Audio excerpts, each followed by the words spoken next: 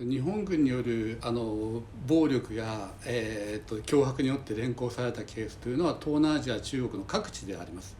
例えば例を挙げると、インドネシアのスマランというところで抑留されていたオランダ人女性が24人ほどですね、強制的に慰安婦にさ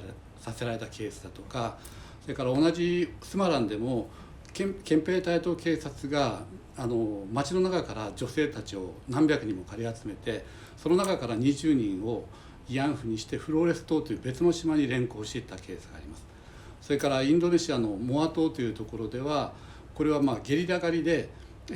村を襲ってで若い女性たちだけ5人を連行して慰安婦にしたケースだとか、そういうケースというのは各地で報告されています。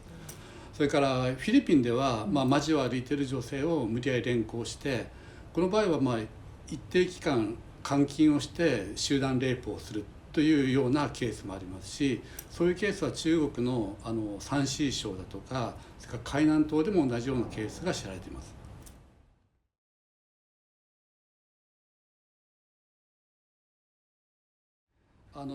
まず問題なのは連れていく時の連れて行き方だけじゃないんですね。強制というのは本人の意に反して何かをさせるということが強制ですから、例えば誘拐というのも強制連行になります。例えば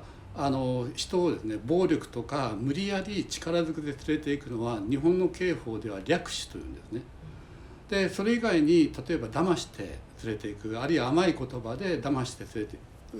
甘い言葉で連れていくという場合は誘拐というふうに言ってます。ただ一般的にはその略取も誘拐も合わせて私たちは誘拐事件と呼んでますよね。でその場合は決して暴力で連れていくだけじゃなくて、甘い言葉も同じように連れて行った先で監禁してしまえば同じように誘拐事件ですから同じように犯罪になります。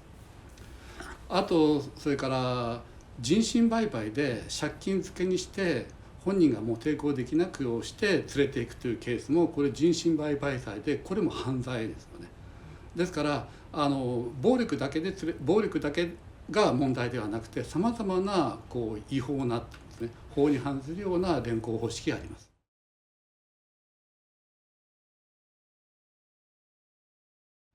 朝鮮半島や台湾から遠くに中国や東南アジアに連れていく場合はですね、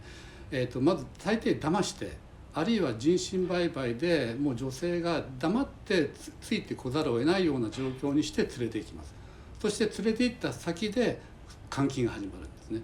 でこれは現在でも例えば人身売買でも女性たちにうまい言葉で騙して飛行機に乗せてで連れて行って、で着いた先で例えば暴力団のようなものが待ち構えていって、そこでパスポートを取り上げて監禁すると。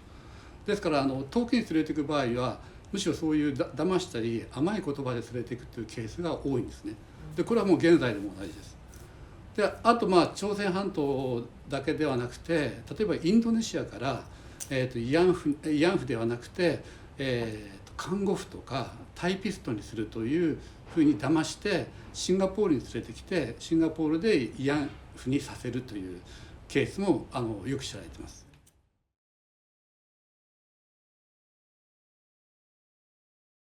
今言いましたように連れて行き方もさまざまなやり方があって、それいずれもやっぱり違法なんですよね。でその上でさらに、連れて行った先で慰安所で自由を監禁して拘束するという、その慰安所における強制というのが非常に大きな問題だと思います。ですから例えば一般的な誘拐事件でも、例えば子供を騙して連れて行ったからじゃあ犯罪じゃないのかってそんなことないですよね。騙して連れて行こうが無理やり力ずくで連れて行こうが、そこで監禁してしまえば同じ犯罪ですから、だからそこが一番重要だと思います。ですからなんていうか、暴力的に連れていくことだけが強制連行で、それがなければいいんだというのは、これ単なる全くごまかしの議論であって、いずれもやっぱ犯罪である、犯罪から目を背かせようという、そういうごまかしの議論だと思います。